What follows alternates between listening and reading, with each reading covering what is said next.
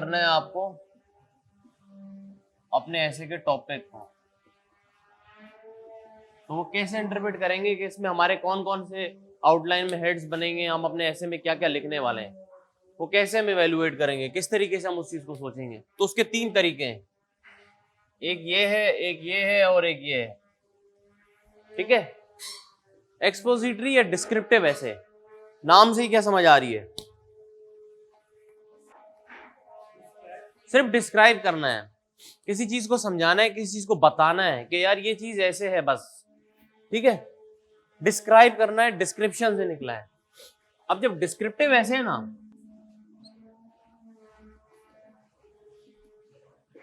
वो पता कैसे चलेगा, वो पता ऐसे चलेगा कि उसमें कोई हमसे डबल साइड नहीं पूछी होंगी। पहली बात, उससे हमें 2 चीजें नहीं पूछी होंगी, 2 चीजों के बीच में कंपैरिजन नहीं होगा, एक ही चीज है उसी के बारे में बात करनी है, तो वो हमारा डिस्क्रिप्टिव ऐसे, वो हमारा डिस्क्रिप्शन ऐसे। इसके मैं फिर आपको ना वो बताऊंगा, स्ट्रक्चर्स बताऊंगा, तो जरा गौर से सुनना मेरी बात को। डिस्क्रिप्टिव ऐसे में आपने सिर्फ बात को डिस्क्राइब करना है। एक ही मिसाल ले रहा हूं भाई, pros and cons of globalization. उसमें हमने ये नहीं बताना कि भाई वो क्या दुनिया ग्लोबलाइज्ड है या नहीं है, वो बात ही नहीं हो रही। सिर्फ आपने प्रोज और कॉन्स को बताना है और आपका ऐसे खत्म हो गया। इसी तरीके से अगर एक ऐसे हमारे पास आ जाए कि जी corruption in Pakistan, causes and solutions for example, तो इसमें आप ये तो नहीं कहेंगे नहीं जी पाकिस्तान में तो कोई करप्शन नहीं है, ये फजूल बात है। नहीं, करप्शन है या नहीं है वो बात ही नहीं हो रही। बात सिर्फ इतनी सी कि आपने सिर्फ बताना है कि पाकिस्तान में जो करप्शन है उसके कॉजेज क्या हैं और उसके सॉल्यूशंस क्या हैं। आपका गेम खत्म हो गया। ठीक है, फिर वही आपका प्रोज एंड कॉन्स है, सिर्फ आपने बता दिया और आपका गेम ओवर। इस तरीके से एक ऐसे आया था 2022 में, डिजिटल डेमोक्रेसी, क्या था वो ऐसे का नाम, किसी को पता है? एक मिनट, डिजिटल डेमोक्रेसी, आगे social media and political participation. मुझे आप बताएं, क्या इसमें हमने कोई आर्ग्यूमेंट देना है? एज इट इज इस चीज के बारे में हमने बयान करना है। डिजिटल डेमोक्रेसी को डिफाइन किया, उसके बाद social media and political participation की हम उसमें बात करेंगे। आउटलाइन बनाने के कई तरीके मैंने आपको वन ऑफ द वेज बताया है। डिस्क्रिप्टिव ऐसे समझ आई आप लोगों को? क्या है इसमें, सतार बताओ। सिर्फ डिफाइन करनी है, सिर्फ डिस्क्राइब करनी है। और पेपर पॉइंट ऑफ व्यू से मैं आपको बता रहा हूं, ये ऐसे is the most safest option. ये आपके पास सेफेस्ट ऑप्शन है, मगर ये बोरिंग है। ठीक है, एटलीस्ट मुझे बोरिंग लगता था। तो इसमें अगर आप अच्छा स्कोर करते हैं तो आपके 40 से 43 नंबर आ जाएंगे आराम से। और मैंने क्या कहा था, क्या कर रहे हैं, पास करना है, 40 लेना है, 40 मींस 100। ठीक है, तो अगर आप लोगों के पास ऑप्शन आए और आप लोगों को लग रहा है कि आपके पास कंटेंट है, तो काइंडली डिस्क्रिप्टिव ऐसे करना। मैं आप लोगों को अपनी सलाह ये दूंगा कि आप डिस्क्रिप्टिव ऐसे की तरफ जाना। ठीक है, क्योंकि इजी है कंपैरेटिवली। इसमें इजीली जिस तरीके से आप लोग अभी तक राइटिंग कर रहे हैं ना, वो सारी डिस्क्रिप्टिव ऐसे है। अभी तक हम आर्गुमेंटेटिव ऐसे की तरफ आए ही नहीं है, ये जरा दूसरे टाइप का ऐसे। अब आते हैं आर्गुमेंटेटिव की तरफ। लव से क्या समझ आती है? बहस करनी है, आर्ग्यूमेंट करनी है कि किस चीज का पलड़ा भारी है। 2 चीजों में हमेशा 2 चीजें आएंगी, ज्यादातर मैंने जो देखा, क्या पता 3 चीजें भी आ जाए। एक ऐसे आया था वो वाला स्पेशल में, यूनिपोलर, बाइपोलर और मल्टीपोलर। अब वो क्या था, क्या वो मुझे बताओ, ऐसे का टॉपिक बताओ क्या था। है पेपर है, खोल लो, हाँ देखो ना जरा। ठीक है, आर्ग्यूमेंट। अब जैसे मेरे पास ऐसे आया था, वो कह रहा है कि जी ऑनलाइन लर्निंग जो मैंने अटेम्प्ट किया, online learning is not only convenient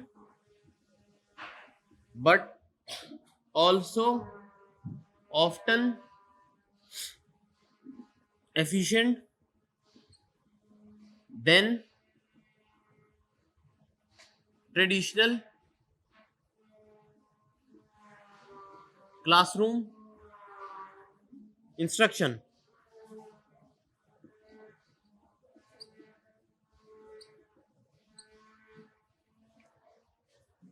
आप बताएं इसका क्या मतलब है, इस सेंटेंस का मुझे बताएं इसका क्या मतलब है।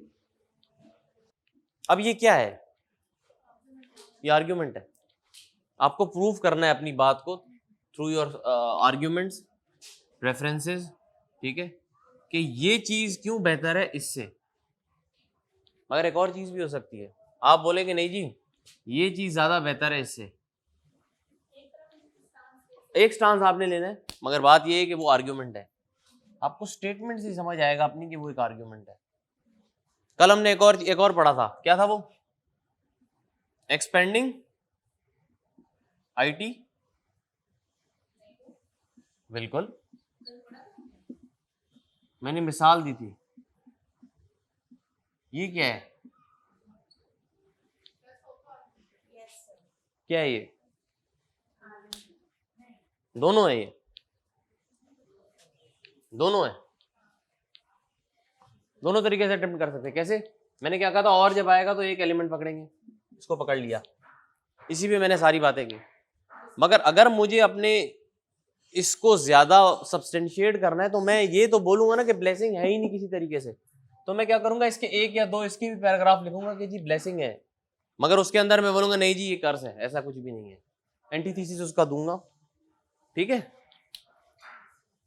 आर्गुमेंटेटिव ऐसे की समझ आई क्या होती है, स्टेटमेंट को देखो गौर से पढ़ना, सबसे बड़ी बात है स्टेटमेंट को आपने गौर से पढ़ना है। अगर आप देख रहे हैं ना उसमें बहस हो रही किसी किस्म की, तो आप समझिएगा यार वो मेरा आर्गुमेंटेटिव, ऐसे उसको करने का तरीका ही अलग है, डिस्क्रिप्टिव ऐसे को करने का तरीका ही अलग है। जितने हमने पैराग्राफ्स पढ़े ना ज्यादातर वो हमारे कौन से ऐसे के अभी तक डिस्क्रिप्टिव के हैं, आर्गुमेंटेटिव के मैं अभी तक पैराग्राफ में नहीं है, वो आज हम पढ़ेंगे, ठीक है। और कोई मिसाल यार बताओ, क्या था टॉपिक,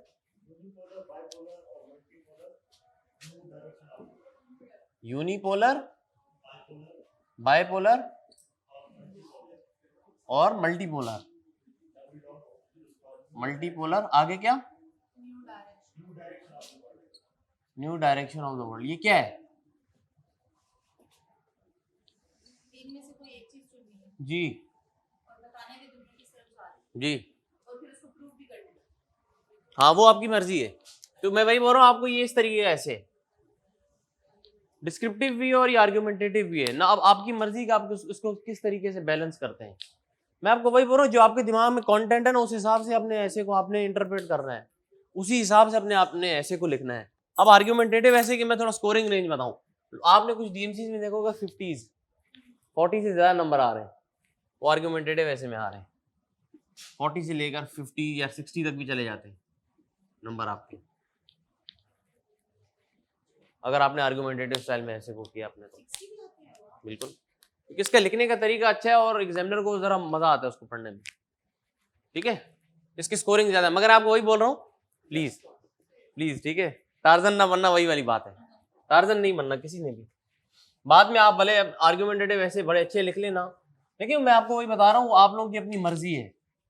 अब मैं कभी भी डिस्क्रिप्टिव नहीं लिखता था क्योंकि मेरा राइटिंग का स्टाइल थोड़ा आर्गुमेंटेटिव है, तो मैं हमेशा आर्गुमेंटेटिव करता था, मैंने आज तक कोई डिस्क्रिप्टिव ऐसे नहीं लिखा, ठीक है, इसी वजह से। तीसरा ये क्या भला है, ये ओपन एंडेड ऐसे हैं, आपकी मर्जी है जिस तरीके से भी इसको जहां पे भी ले जाओ, डिस्क्रिप्टिव कर दो, आर्गुमेंटेटिव कर दो, आपकी मर्जी है, इसको जो करना है आपकी मर्जी है। जैसे कि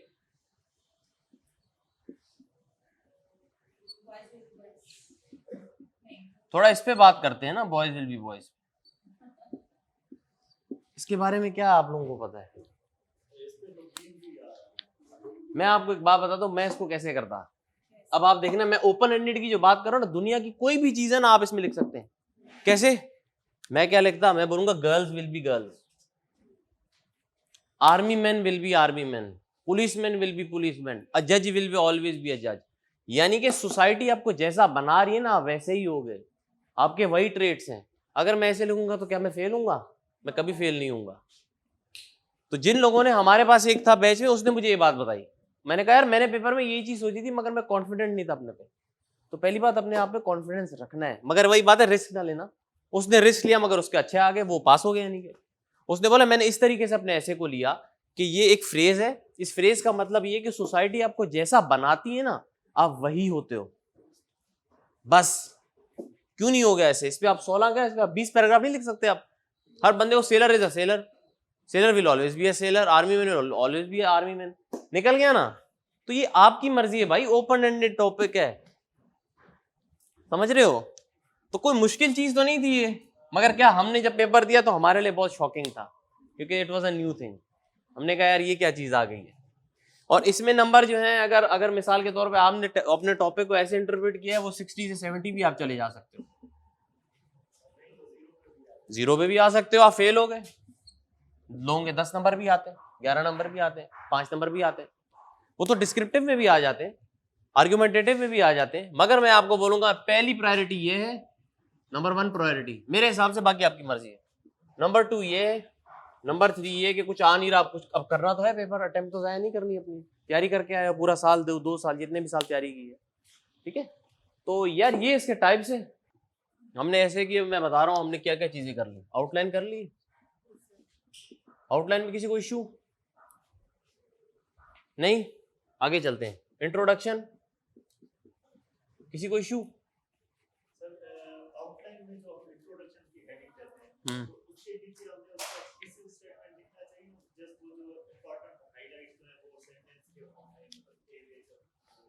अपने आप को, मैं कहता हूं अपने आप को एक्सपोज होने से बचाएं एग्जामिनर के आंखों से। मैं नहीं लिखूंगा, मैं नहीं लिखता। मैंने एक तरीका बताया, मिसाल के तौर पे अगर आप इंट्रोडक्शन सिर्फ लिखा आपने इंट्रो, और नीचे कुछ भी नहीं लिखा, फाइन है, आप सीधा बी आर्गुमेंट पे आ जाए, अपने हेडिंग पे डायरेक्ट आ जाए। ये भी बहुत अच्छा तरीका है, आप एक्सपोज ना हो एग्जामिनर के सामने। मैं आपको बता रहा हूं, प्लीज आप अपने एग्जामिनर के सामने एक्सपोज ना हो। तो आप अपनी थीसिस स्टेटमेंट, मैं आपको रेकमेंड करूंगा ना, थीसिस स्टेटमेंट आपने अंदर लिखनी है आउटलाइन में एटलीस्ट, ताकि आप उसको मजबूर कर रहे हैं कि यार आपने ऐसे मेरा पढ़ना पड़ेगा, तब आपको पता चलेगा कि मैं क्या लिखना चाह रहा हूं। अगर वो आपकी आउटलाइन से ही थक गया, वो पहले आपका उसका दिमाग बन गया ना, यार मैंने इसको 15 नंबर से ज्यादा नहीं देने, अब आपने अंदर कुछ भी लिखा है वो आपको फील करेगा। ये टेक्निकल बातें, मैं टेक्निकल बातें बता रहा हूं, इसलिए ये कोई बड़ी बात नहीं, इसमें पढ़ने लिखने की कोई बात नहीं, ठीक है। इंट्रो, बॉडी पैराग्राफ्स,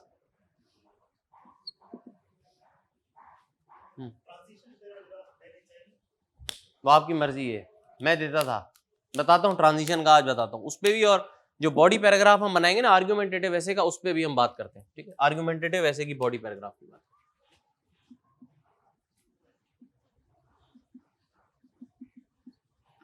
इसमें वही पहली बात होगी, इसी ऐसे को लेते हैं। इसमें से मुझे 2-3 चीजें बताएं, ऑनलाइन लर्निंग क्यों बेहतर है?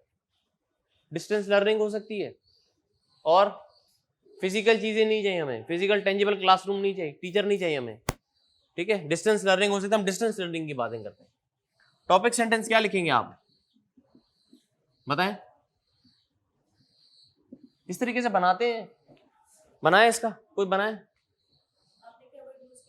डिस्टेंस लर्निंग आप लिखें, due to the fact that online learning accommodates distance learning, that is why it is more convenient and efficient than traditional classroom instruction।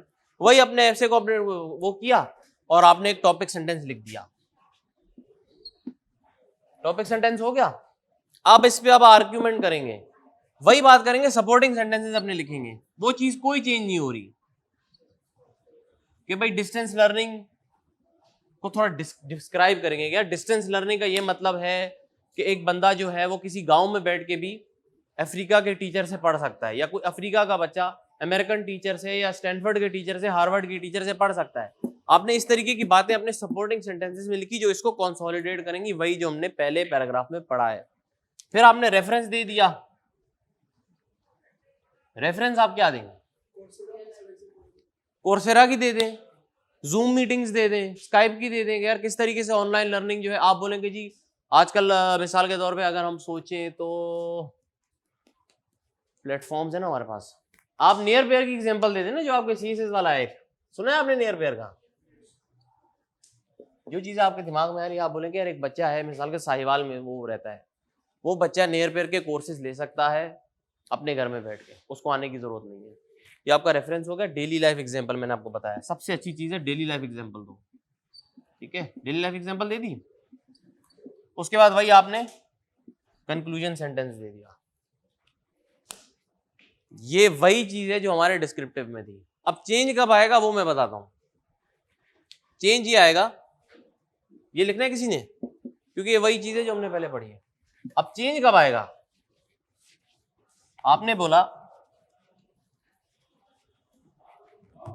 मैं आउटलाइन बना रहा हूं छोटी सी, इंट्रो लिखा, ए बी में मैंने यही सेंटेंस कॉपी पेस्ट किया, ये पूरा का पूरा एज इट इज, हाउ, सिर्फ हाउ करके कि जी हाउ ऑनलाइन लर्निंग, यही पूरा वही टॉपिक को उठा के सिर्फ हाउ चेंज किया। मैंने पेपर में भी यही किया, ठीक है, हाउ किया।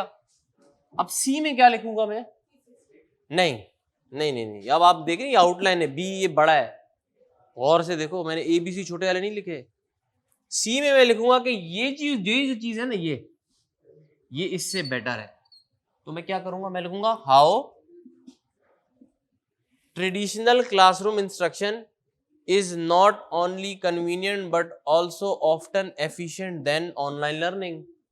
वही कॉपी पेस्ट कर दिया, कोई आपने अपने से दिमाग नहीं लड़ाना, यही चीज आपने लगा दी। अब इसमें क्योंकि आप बोल रहे हो कि क्लासरूम इंस्ट्रक्शन, वो चीज जिसको आप सपोर्ट नहीं कर रहे अपने आर्ग्यूमेंट में, उस चीज के बारे में बात करो, उसके 1 या 2 पॉइंट दे देंगे आप, 3 दे दें, आपकी मर्जी, 3 दे दिए। अब इस पैराग्राफ की मैं बात करता हूं, पैराग्राफ की, इसमें क्या करेंगे आप? ये थोड़ा अनयूजुअल पैराग्राफ है। टॉपिक सेंटेंस में आप यही लिखेंगे कि भाई ट्रेडिशनल क्लासरूम इंस्ट्रक्शन बहुत बेहतर है ऑनलाइन लर्निंग से। वन ऑफ द रीजंस आप बोले कि जी ट्रेडिशनल क्लासरूम इंस्ट्रक्शन में आपके पास फिजिकली आप फिजिकल स्पोर्ट्स खेल सकते हैं। ट्रेडिशनल क्लासरूम इंस्ट्रक्शन में जब फिजिकल जगह होगी तो स्कूल्स में आपके पास प्लेग्राउंड होते हैं, आप गेम्स खेल सकते हैं। ऑनलाइन लर्निंग में आप अपने हेल्थ के लिए कुछ नहीं कर सकते। आपने अपना ये टॉपिक सेंटेंस बनाया, अब मुझे कोई इसका आर्ग्यूमेंट बताएगा? अब एक बार देखना, ये किया, इसके बाद आपने वही सपोर्टिंग सेंटेंसेस लिखे इसके बारे में कि जी स्पोर्ट्स बहुत वाइटल है इंसानों के लिए, हेल्थ के लिए, और ये जो चीज है हमें ट्रेडिशनल क्लासरूम इंस्ट्रक्शन देती है। फिर आप बोलेंगे हाउएवर, कॉन्ट्रास्ट आ गया, हाउएवर पे आप आ गए। हाउएवर के आप बात बोलेंगे ऑनलाइन लर्निंग मेंटल गेम्स तो आपको प्रोवाइड करेगी, और आप बोलेंगे कि हेल्थ सिर्फ फिजिकल तो नहीं होती, पहले मेंटल हेल्थ होती है फिर फिजिकल हेल्थ होती है। ये आपका आर्ग्यूमेंट है। कोई बोलेगा नहीं भाई पहले फिजिकल होती है, मैंने आर्ग्यूमेंट लिखा, मैंने कहा नहीं जी मेंटल हेल्थ इज इंपॉर्टेंट, और आप ऑनलाइन लर्निंग में ऐसी ऐसी गेम्स हैं आज दुनिया में जो आपका दिमाग बहुत तेज करती हैं। जब आपका दिमाग तेज होगा तब आप फिजिकल स्पोर्ट में ज्यादा तेजी से डिसीजन ले पाएंगे, टीम वर्क आपका अच्छा होगा, XYZ जो भी चीजें, मेंटल मोटिवेशन होगी तभी आप रनिंग के लिए जाएंगे ना, वरना तो आप नहीं जाएंगे फिजिकली। तो मैंने ये बात हाउएवर करके क्या किया, अपने टॉपिक सेंटेंस को ही निगेट कर दिया कि नहीं भाई ये बात इसने गलत की है, और जो मेरी पहली बात थी, जो ये बात है कि ऑनलाइन लर्निंग इज बेटर, वो चीज बेहतर है। और उसके बाद मैंने फिर बोला कि कंक्लूजन सेंटेंस में फिर मैं ये बात करूंगा जो मैंने हाउएवर की बात की कि therefore it is established, it is proved that online learning is more convenient and efficient then traditional classroom instruction. यार ये मैंने ना आर्गुमेंटेटिव ऐसे का पैराग्राफ बनाया, और ये एंटीथीसिस का पैराग्राफ है। किस चीज का है? एंटीथीसिस। यार मतलब ये समझो कि ऑपोजिट बात, थीसिस वो है, अब इस पे जाने की जरूरत नहीं कि क्या है, इस पे कोई पूरी किताबें नहीं पढ़ना। थीसिस वो है जो आपका स्टांस है, योर स्टांस, ठीक है, और एंटीथीसिस है आपका एंटी स्टांस, जो आपका स्टांस के अलावा जो बात हो रही दूसरी बात है। इस पैराग्राफ की समझ आइए, बहुत इंपॉर्टेंट पैराग्राफ है। अगर आप ये नहीं करना चाहते ना एंटीथीसिस, इसका भी मेरे पास सॉल्यूशन है। वो सॉल्यूशन क्या है मैं बताता हूं आपको, इजी है, कुछ भी नहीं है, ये आपके ऊपर है।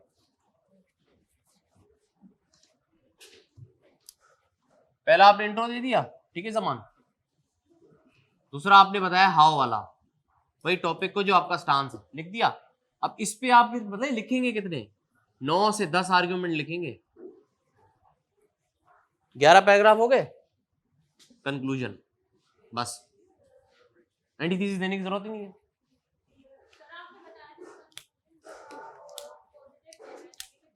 हाँ तो इसमें कोई नेगेटिव बात ही नहीं है ना, पॉजिटिव होगी, नेगेटिव बात नहीं करेंगे आप। तो इसमें कोई, अगर हम कंक्लूजन लिखेंगे तो हम क्या लिखेंगे?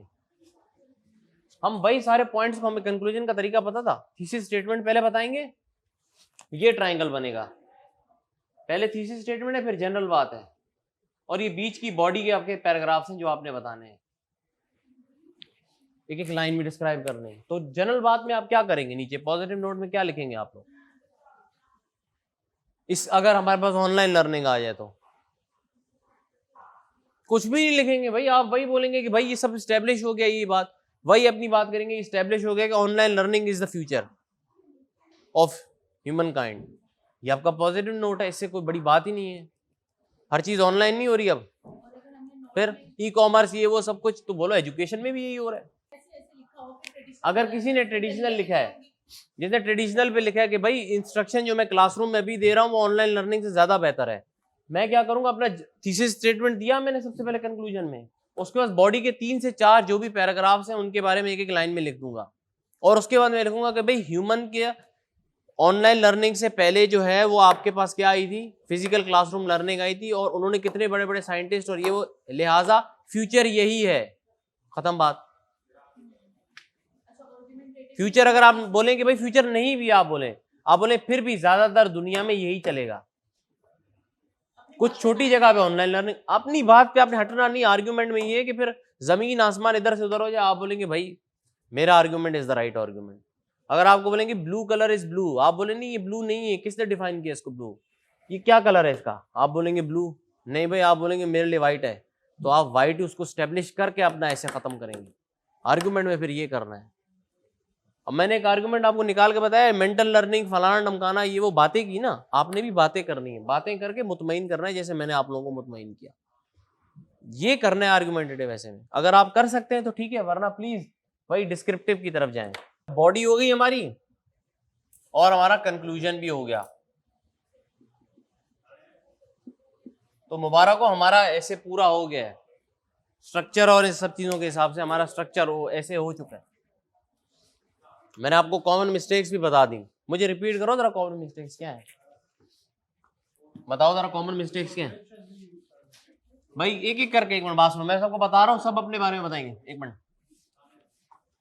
हाँ इस तरह से तुमसे शुरू करते हैं, बताओ भाई। थीसिस स्टेटमेंट बहुत लंबा नहीं होना चाहिए, 2 सेंटेंसेस से ज्यादा नहीं होना चाहिए, 1 या 2 से। और सतार बताओ, एक मिनट एक एक करके, सतार बताओ कौन सी मिस्टेक्स हमें नहीं करनी चाहिए ऐसे लिखते वक्त। कॉन्ट्रैक्शंस क्या होते हैं, डोंट नहीं लिखना, वोंट नहीं लिखना, शल नॉट, वोंट नहीं लिखना, पूरा पूरा पूरा फॉर्म लिखना है। जबान बताओ, नेक्स्ट सुनते जाओ भाई, सारे आप लोगों की रिवीजन हो रही है, ठीक है, तो क्या उनसे यूज करना है, शॉर्ट सेंटेंसेस और सिंपल सेंटेंसेस यूज करने चाहिए। बताओ गुलाम भाई, फर्स्ट पर्सन प्रोनाउन नहीं यूज करने, आप लोगों के लिए हराम है। आई, वी, अस, आर, और क्या कौन से थे, ही, शी, इट। नजफ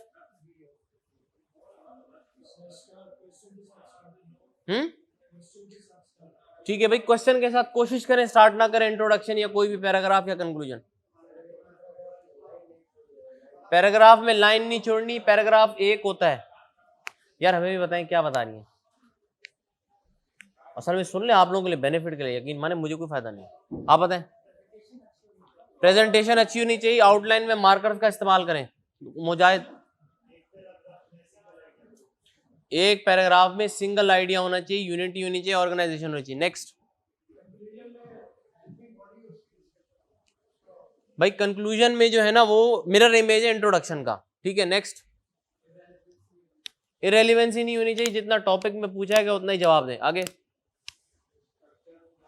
स्ट्रक्चर को बहुत अच्छे से फॉलो करना है प्लीज, स्ट्रक्चर में कोई कॉम्प्रोमाइज नहीं। लैंग्वेज में फिर भी कॉम्प्रोमाइज हो जाता है, स्पेलिंग मिस्टेक्स थोड़ा बहुत हो जाती है, मेरी भी हुई थी, सबकी होती है, मगर प्लीज स्ट्रक्चर को बिल्कुल भी निगेट नहीं करना। नेक्स्ट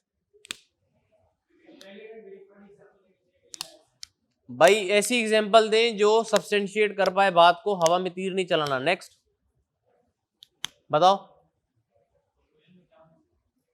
नहीं नहीं नहीं नहीं नहीं, नहीं। मैं मिस्टेक्स पूछ रहा हूं, कॉमन मिस्टेक्स जो नहीं करनी चाहिए ऐसे में लिखते वक्त।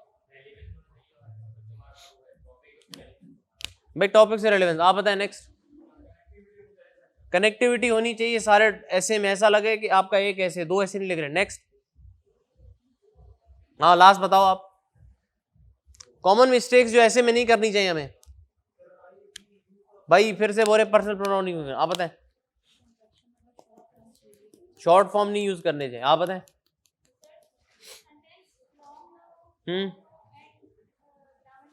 ग्रामर मिस्टेक्स ना हो, गुड। आगे।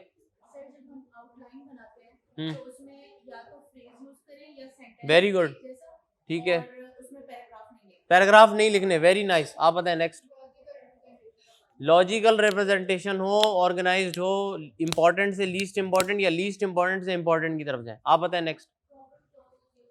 प्रॉपर क्लॉजेज यूज करें, ऑल दो वाले सारे। और एक और चीज, सिंप्लिसिटी रखनी है ऐसे में।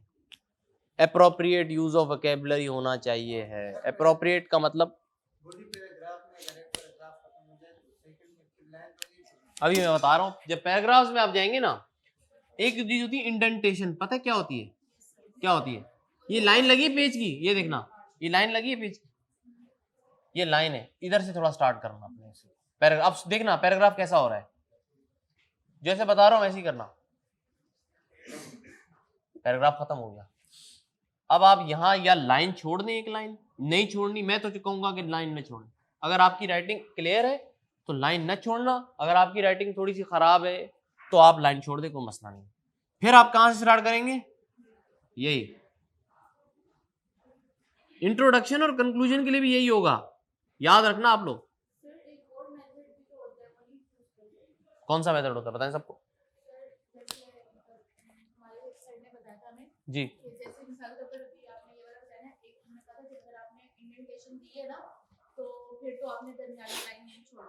अच्छा, लेकिन मिसाल के तौर पर जैसे अगर मैंने यहाँ से स्टार्ट किया ना पैराग्राफ, हमने यहाँ से स्टार्ट हो गया, तो फिर मैं ये लाइन छोड़ दूंगी और अगला पैरा भी यहीं से शुरू करूंगी विदाउट एनी, जैसे जैसे आप लोगों को बेहतर लगे, जैसे आप लोगों को बेहतर लगे, ठीक है। मगर ज्यादातर वो भी ठीक है, मगर मैं आप लोगों को बोलूंगा कि जो जितनों को मैंने देखे ना, वो इंडेंटेशन वाला ये करते हैं। इंडेंटेशन कर ले, राइटिंग आपकी खूबसूरत लगती है, बात है प्रेजेंटेशन अच्छी हो रही है उससे, लाइन के साथ। हाँ, आप देर से आए हो थोड़ा सा, चलो फिर से टाइप्स पे बात करते हैं, ठीक है। 3 टाइप्स है इसरार, ठीक है। पहली है डिस्क्रिप्टिव। क्या है डिस्क्रिप्टिव? से क्या समझ आता है? डिस्क्राइब करना, डिफाइन करना, किसी भी चीज को डिस्क्राइब करना, बस। कैसे पता चलेगा? एक चीज पूछी होगी, उसके कॉजेज, अफेक्ट्स, कंक्लूजन, सोल्यूशन पूछा होगा। ये एक चीज के बारे में बात करें, pros and cons of globalization. सिर्फ प्रोज बताने हैं, डिस्क्राइब करने हैं, कॉन्स बताने हैं, कंक्लूजन करके ऐसे खत्म करना है, नई चीज नहीं है। टूरिज्म इन पाकिस्तान आ गया, क्या करेंगे? टूरिज्म के बारे में बताएंगे, कंक्लूजन देके ऐसे खत्म करेंगे।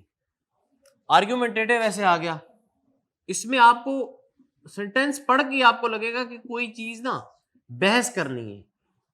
क्या करनी है? 2 चीजों के बीच में बहस करनी है। मैं बोलूं कि भाई आर्टिफिशियल इंटेलिजेंस, कर्स और ब्लेसिंग, इसका क्या मतलब है? या तो आर्टिफिशियल इंटेलिजेंस कर्स है मेरे लिए, या मेरे लिए ब्लेसिंग है। तो क्या कह रहा हूं मैं आर्ग्यूमेंट दे रहा हूं। अब उसमें दोनों चीजें ठीक है, कर्स भी हो सकता है, ब्लेसिंग भी हो सकती है, मगर आपने स्टांस एक लेना है, वन स्टांस होगा आपका, ठीक है। आर्ग्यूमेंटेटिव का ये मतलब है, जैसे अभी हमने कहा कि ऑनलाइन लर्निंग जो है वो बेहतर है डिजिटल लर्निंग से, तो अगर आप बोलो कि डिजिटल लर्निंग बेस्ट है तो वो आपका आर्ग्यूमेंटेटिव ऐसे। ऑनलाइन और दूसरी वो है ट्रेडिशनल फिजिकल क्लासरूम, ठीक है, तीसरी चीज। अच्छा, तीसरा है ओपन एंडेड या लिटरेरी भी हम इसको कहते हैं, फिलोसफिकल ऐसे देखें। अब ओपन एंडेड का मतलब ये है कि आप ऐसे को इस तरीके से भी कर सकते हैं, इस तरीके से भी कर सकते हैं, या जैसे भी आप चाहें आप कर सकते हैं, एज फार एज आप ऐसे से डेविएट नहीं हो रहे। हमने मिसाल ली बॉयज विल बी बॉयज की, ठीक है। मैंने आपको इनको बताया कि देखो इसमें आप ये भी चीज लिख सकते थे कि गर्ल्स विल बी गर्ल्स, ठीक है, और आप लिख सकते हो फादर्स विल बी फादर्स, आपका सारा SACP पे होगा कि आपने आइडिया ये जनरेट किया कि भाई सोसाइटी में जिस तरीके से आपको सोशली रखा जाता है ना, आप वही बनते हो। लड़कियों को जैसे कहा जाता है वो वैसे ही होती हैं। इस तरीके से आप लिख सकते हो, हर आर्मी के बारे में लिख सकते हो, पुलिस के बारे में लिख सकते हो, जुडिशरी के बारे में लिख सकते हो, दोस्तों के बारे में लिख सकते हो, किसी चीज के बारे में भी फॉर्म आइडिया यही आपका शेयर हो रहा है। तो ये आपका ओपन एंडेड टॉपिक है, यानी इसमें आप कुछ भी कर सकते हो, ये भी या कोई तीसरी बात भी कर सकते हो, सिर्फ रेलेवेंट होना चाहिए। फिलोसफिकल जितने ऐसे होते हैं ना वो तकरीबन इसी में आते हैं। जैसे कि वो कहते हैं ना, the more you sweat in peace the less you bleed in war, तो वो इस तरीके के ऐसे, ठीक है। तो ये 3 टाइप्स है। मेथड सबका सेम है। मैंने अभी आर्ग्यूमेंटेटिव में सिर्फ आप क्या करोगे, आपने उसमें आर्ग्यूमेंट पेश करना है। पैराग्राफ वैसे ही होगा जैसे कि आप बाकी एसेज में करते हो। एंटीथीसिस जो पैराग्राफ होगा ना, मिसाल के तौर पे आपने बोला कि जी ऑनलाइन लर्निंग वो बेहतर है किससे, क्लासरूम लर्निंग से, आपने बोला बेहतर है, तो इस पे आपने ज्यादा पॉइंट इसी पे दोगे ना। मिसाल के तौर पे आपने इस पे 8 पॉइंट दे दिए, 8 पैराग्राफ दे दिए, तो इस पे 1 या 2 पॉइंट आप लिख सकते हो, आपकी मर्जी है। आप इस पे ऐसे कहोगे, तीसरी एक हेडिंग दोगे कि भाई क्लासरूम लर्निंग जो है ना वो बेहतर है ऑनलाइन लर्निंग से, ये आपकी हेडिंग है। हालांकि बेसिकली आपका आर्ग्यूमेंट क्या है कि ये बेहतर है, मगर इस पे आप पहला पैराग्राफ लिख लोगे। पैराग्राफ आपका वैसे ही शुरू होगा टॉपिक सेंटेंस से कि क्यों बेहतर है, आपने लिख दिया। फिर भाई आपने सपोर्टिंग सेंटेंसेस इसमें लिखे जो इस चीज को सपोर्ट कर, इस चीज को। फिर आप बोलोगे कंट्रास्ट दोगे, क्या बोलोगे, हाउएवर करके, या कोई भी कंट्रास्ट का जो वर्ड है ना उसको इस्तेमाल किया।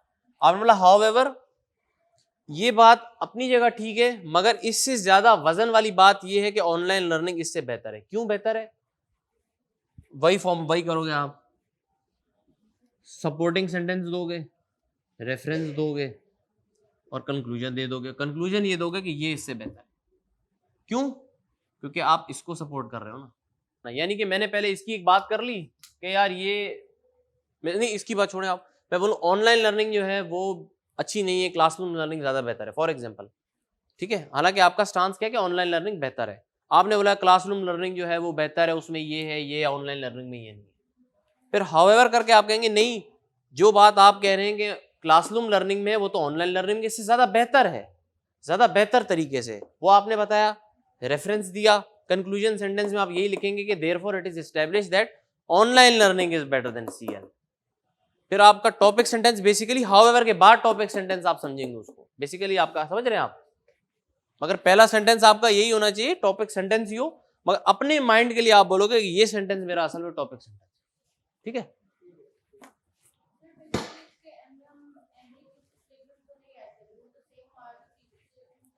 हाँ, असल में जो हमारा थीसिस स्टेटमेंट है ऊपर वही वाला चलेगा जो हम पहले उसका इंट्रो वो ऐसे का अपना चला रहे हैं। तो हमारा ऐसे हो गया खत्म, तो आप सबको मुबारक। अब प्लीज, अब आपको क्या करना है मैं वो बता दूं आपको। प्रैक्टिस करनी है। कैसे करनी है प्रैक्टिस, एक दिन आपने आउटलाइन लिखी एक ही टॉपिक की, उस हफ्ते में समझो यही टॉपिक कवर करना है, एक दिन आपने आउटलाइन, 3 दिन पहले आप क्या करेंगे, पढ़ेंगे उस चीज के बारे में। अब थीम्स प्रिपेयर करने का पूछ रहे थे ना, बता रहा हूं, 3 दिन आपने उस पर एक्सटेंसिवली पढ़ा, एक न्यूज़पेपर में आर्टिकल्स, बुक्स के समरीज देखें, बुक समरीज लाजमी देखा करें, वो देखिए आपने अच्छा खासा उसके लिए पढ़ लिया। अब आपका कंटेंट जमा हो गया, ठीक है, हो गया जमा। आप आए, सबसे पहले आपने कोई भी उस पर टॉपिक उठाया पास पेपर का, आपने ग्लोबलाइजेशन अगर पढ़ा तो आप प्रोज एंड कॉन्स पे आ जाओ, या बहुत से टॉपिक्स हैं XYZ है, बहुत से आपको मिल जाएंगे, आप आगे उसको आपने उसकी आउटलाइन एक दिन बना ली, मंडे फॉर एग्जांपल आपने कोई भी दिन दे दिया इसको, एक दिन में, पहला दिन हफ्ते का, चौथा दिन हफ्ते का, बल्कि 3 दिन आपने पढ़ा है, चौथा दिन में आपने आउटलाइन बनाई उसी टॉपिक।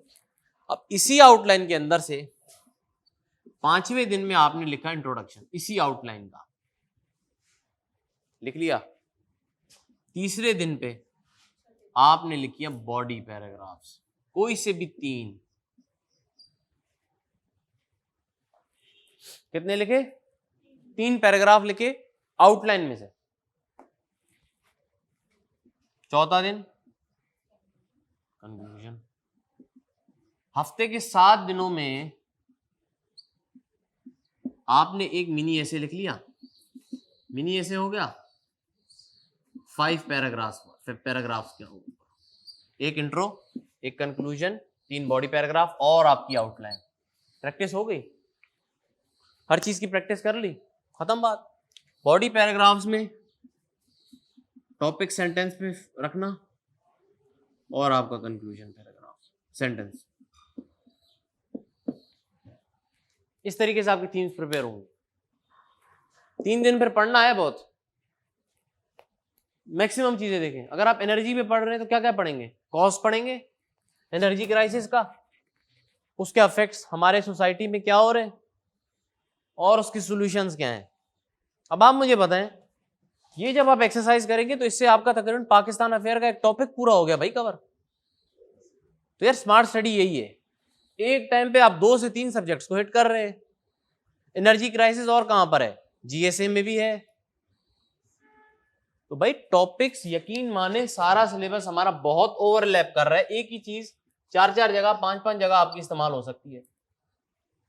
अब वो तो आपके ऊपर है। ग्लोबलाइजेशन पढ़ते हैं आप, एंथ्रोपोलॉजी के कुछ टॉपिक हो जाएंगे, आईआर के कुछ टॉपिक हो जाएंगे, करंट अफेयर्स के बहुत टॉपिक्स हो जाएंगे। उसके साथ साथ आपका ऐसे भी प्रिपेयर हो रहा है। बात ये आप अपने हाथों में ना ये जो इंग्लिश लिखने की प्रैक्टिस है ना, इससे आखिरी दिन तक आपने नहीं अपने आप को छुड़ाना। उसके अलावा आप एक एक सब्जेक्ट हर रोज करें, ये at a time 1 subject start करें प्रिपरेशन। अगर आपको लगता है कि इस्लामियात मेरे लिए आसान सब्जेक्ट है, आप इस्लामियात से शुरू करें। सिलेबस निकालें, सबसे अच्छा तरीका सिलेबस निकाला, कोई भी एक अच्छी सी बुक ली, उससे पढ़ा, या तो बुक में हाईलाइट कर दें, वो आपके नोट्स हो गए। मैंने नोट्स नहीं बनाए, मेरे लिए आसान था क्योंकि मेरी राइटिंग ठीक थी। तो मैं क्या करता था, बुक मैंने ली इस्लामियात की, मिसाल के तौर पे वुमेन स्टेटस इन इस्लाम एक टॉपिक है, ठीक है, मैंने क्या किया, उसका चैप्टर पढ़ा, जो जो चीज मुझे लग रहा है इंपॉर्टेंट है मैंने उसको हाईलाइट कर लिया। अब मिसाल के तौर पे जिस दिन मुझे उसको रिवाइज करना है, मैं क्या करूंगा, मैं सारी बुक नहीं पढ़ूंगा, मैं उठाऊंगा वो चैप्टर पूरा, मिसाल के तौर पे 30 पेजेस का चैप्टर है, उसको रिवाइज करने में मुझे सिर्फ 15 मिनट लगेंगे, क्योंकि मैंने हाईलाइटेड चीजों को अंडरलाइन कर दिया है। एक ये तरीका है। अगर आप लोगों को आदत है कि लिखने की आउटलाइन, मतलब अलग से अपना नोट्स बनाने की, तो आप अपने फिर रजिस्टर्स पे बना सकते हैं, ठीक है। फिर प्रैक्टिस अगर करनी हो, मिसाल के तौर पर 15 मिनट में आपने टॉपिक रिवाइज किया, मैं आपको सारे सब्जेक्ट्स की बात बता रहा हूँ, यही करना है। 15-20 मिनट, घंटा ले ले भाई, रिवाइज कर लिया संडे। अब क्या करेंगे, पास पेपर खोला, एक सवाल उठाया, उसको अटेम्प्ट किया। तैयारी ऐसे करनी है।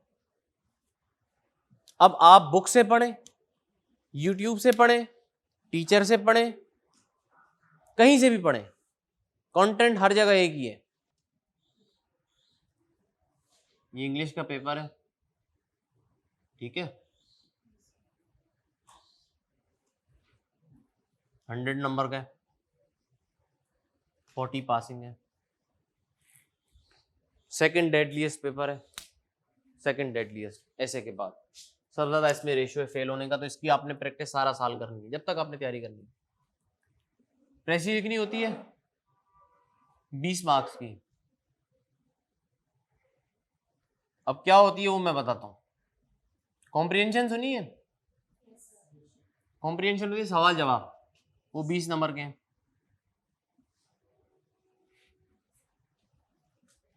ट्रांसलेशन होती है उर्दू से इंग्लिश।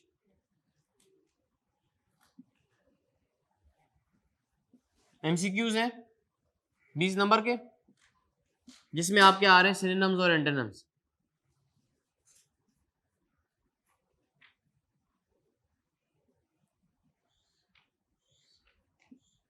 ये आपका पेपर पैटर्न बता रहा हूं मैं। कितने नंबर हो गए, कितने नंबर रह गए? 10 नंबर तो आप लगा लें, 10 मार्क्स हैं। ग्रुप ऑफ वर्ड्स के, या इसमें इडियम्स हैं, ये 2 चीजें आती हैं, 10 नंबर आपके इसके। और एक 20 नंबर की आपकी ग्रामर। ग्रामर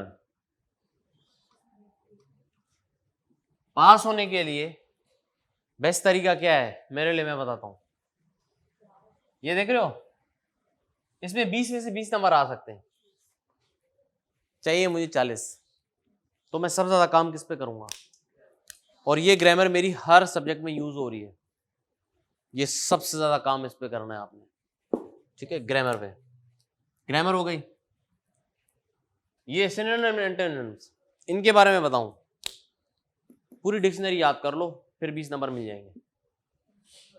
कर लो, जिसने करने 20 नंबर के लिए पूरी डिक्शनरी याद कर लो ऑक्सफोर्ड की, ठीक है। देखिए मैं आपको एक बात बताऊं, स्मार्ट स्टडी बताऊं या जो सब बता रहे हैं वो बताऊं? स्मार्ट स्टडी ये है कि भाई ये पार्ट तो अल्लाह पे रखो, यकीन मानेंगे आप अगर पूरी डिक्शनरी भी याद कर लें तो फिर भी आपके 20 नंबर नहीं आ सकते, क्योंकि हर साल वर्ड्स बनते हैं, आपको पता है, हर साल नए नए लफ्ज आते हैं। अब वो नए लफ्जों में से कोई दे दे, आप बोले मैंने तो डिक्शनरी पूरी याद की यार, मेरे फिर भी 10 नंबर नहीं आए, तो यकीन माने ये चीज जो है ना, आप अपने जब न्यूज़पेपर पढ़ रहे हैं, ये कहां से आपकी वोकैबुलरी डेवलप होगी? न्यूज़पेपर से। और किससे? इंग्लिश शोज देखो भाई, और क्या कर सकते हैं, आर्टिकल्स पढ़ रहे हैं आप, और जो आपकी 11 सब्जेक्ट्स की बुक्स हैं, तो यार वो कितना बड़ा कंटेंट है, 10 बुक्स, कितना बड़ा उससे ज्यादा वोकैबुलरी भाई, ये ग्रेजुएशन लेवल का एग्जाम है, इससे ज्यादा आप नहीं करो, मैं आपको रेकमेंड करूंगा। बाकी लोग आपको बोलेंगे कि जीआरई की लिस्ट पूरी कर लो, अगर कोई करनी है तो मैं बता देता हूँ, 750 वर्ड्स है, एक लिस्ट है जीआरई की, ज्यादा वो कर लो, ठीक है। अगर समझते हो कि यार मैंने अच्छे नंबर लेने, इसमें 18 उठाने, 15 उठाने, 14 उठाने, बात वही है, क्या पता अगर ना आए तो फिर आप बोलोगे एक भी नहीं आया, मैंने जीआरई याद की थी, एक भी नहीं आया था, फायदा नहीं हुआ ना मुझे, ठीक है। और लफ्ज कौन से हैं? न्यूज़पेपर से, शोज से, आगे पीछे यहीं से लफ्ज है, ठीक है। ये हो गया, और ये करना है, इसको मैंने आप बता दिया आपको कि रीडिंग्स हैं, आपको इस पर कोई काम करने की जरूरत नहीं, ठीक है। मगर देख लेना फिर भी वोकैबुलरी जो नजर आए उसको कोशिश करें अपनी राइटिंग में अप्लाई करें, ठीक है। अब नेक्स्ट चीज ये, इसका भी यही फॉर्मूला है, इडियम्स का और ग्रुप ऑफ वर्ड्स का, ठीक है, ये भी यही है। 30 नंबर आपके ऑलरेडी हो रहे हैं, 20 नंबर पे आपने काम किया। अब जो करने वाली चीजें जहां नंबर उठाए जा सकते हैं, जिसमें मेहनत करोगे, प्रैक्टिस करोगे, तो वो ये 3 चीजें, प्रैक्टिस, यकीन माने इसके भी रूल्स हैं, इसके भी रूल्स हैं। मैं या कोई भी टीचर आपको प्रेसी कैप्सूल नहीं खिलाएगा कि आप लोग सीख जाए, रूल्स हैं उसके, रूल्स समझेंगे, पास पेपर उठाया, प्रैक्टिस की। ट्रांसलेशन में भी ये रूल्स समझे, पास पेपर उठाया, प्रैक्टिस स्टार्ट। कॉम्प्रिहेंशन में तो आप 9, 10, first year, second year, PMS Punjab के पेपर, सीएसएस के पेपर, अब सीएसएस के पेपर आप समझे 1971 से लेकर 2023 तक के पेपर, आपको इन चीजों के प्रैक्टिस करनी चाहिए या नहीं करनी चाहिए? तो कितनी प्रेसीज हो गई? 23 ये हो गई, 30 वो, तकरीबन 50 प्रेसियां, 50 कॉम्प्रिहेंशंस, और आई थिंक 7 ट्रांसलेशंस, क्योंकि 2016 से ट्रांसलेशन आई थी, उससे पहले नहीं थी। जब आप इतनी प्रैक्टिस करेंगे तो आपको नहीं लगता कि 40 नंबर नहीं आ जाएंगे? आने तो चाहिए। 20 नंबर आप यहां से उठा रहे हैं, ये जो नंबर है ना, इनको यार बहुत अच्छे से करना है, ये कर लो अच्छे से, ये आराम से पास हो गए। और ये मिथ है कि यार अगर कंक्लूजन में प्रेसी में फेल हो तो सारा पेपर फेल करेंगे, ऐसा कुछ भी नहीं है, ये मिथ है। वरना सिर्फ प्रेसी का पेपर होता ना 100 नंबर की, आपको वो प्रेसी दे देते, ऐसा तो नहीं किया उन्होंने। वो सारी चीजों को देख रहे हैं, आप ग्रामर को भी देख रहे हैं, ग्रामर पे काम करें। ग्रामर में भी आप लिख लें, पंक्चुएशंस आते हैं, लिख लें, पंक्चुएशंस आते हैं, एक्टिव पैसिव आते हैं, ठीक है, पंक्चुएशन आती है, प्रेपोजिशन आती है,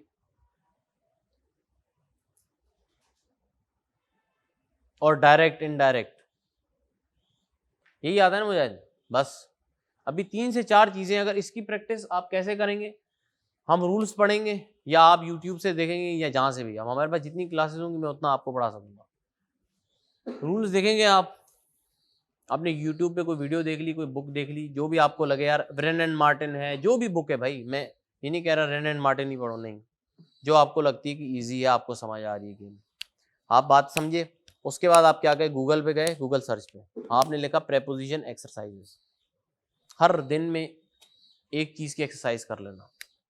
एक दिन प्रेपोजिशन की करना, अगले दिन किसकी करोगे, एक्टिव पैसिव की कर ली, फिर किस दिन पंक्चुएशन की कर ली। ऐसे के साथ साथ आपने अपने दिन में 2 घंटे, यानी ऐसे कि आपने एक कोई भी चीज की और ये किया, यकीन माने आपके दिन का सिर्फ 1 घंटा जाएगा। 1 से 1.5 घंटा गया और आपके 2 सब्जेक्ट कवर हो रहे हैं। कोई इतनी मुश्किल बात नहीं है, कंसिस्टेंसी चाहिए, मोटिवेशन चाहिए, वो आप अपने अंदर ढूंढो। तो आपके 2 सब्जेक्ट क्लियर नहीं हो गए जो सबसे मुश्किल सब्जेक्ट है भाई। 90% आप समझो, आप पेपर आपने दिए नहीं मगर आप CSP बन गए हैं, आप ये समझे अपने आप को। जब से आप ये प्रैक्टिस स्टार्ट करेंगे तब से, अब से नहीं, जब प्रैक्टिस आप करने लगे और कंसिस्टेंसी इसमें हो जाए, यकीन माने कि आप 90% बन चुके हैं। उसके बाद आपने क्या करना है, उसके साथ साथ दिन में, मैं कह रहा हूँ यार, अगर जो 25 वाले उनके लिए बता दूं, 24 वालों को तो पता है कि उन्होंने कैसे जाना है, वो भी यही करें अभी से, वो भी अभी से यही करें, यकीन माने आप पछताएंगे नहीं। और 25 वाले ये हैं कि ये चीजें भी करें और उसके साथ साथ एक सब्जेक्ट उठा लें। घंटा इसको दिया या 1.5 घंटा इसको दिया, आधे घंटे में न्यूज़पेपर उड़ाया आप लोगों ने, 2 घंटे हो गए, 2 घंटे सब्जेक्ट को दे दें, इतना तो दे सकते हैं, टोटल 4 घंटा 24 घंटों में से। इसके लिए प्रेसियन कॉम्पोजिशन के लिए वो बुक बता दूं यार जो सबसे प्रिसाइज है, वो कारवान पब्लिशर की